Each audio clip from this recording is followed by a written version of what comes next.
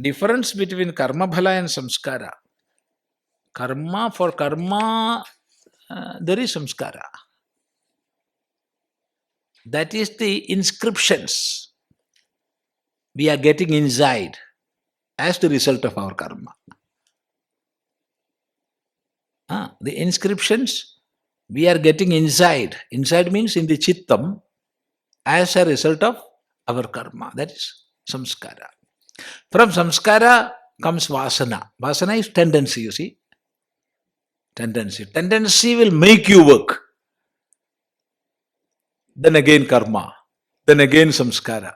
Then again vasana. Again karma.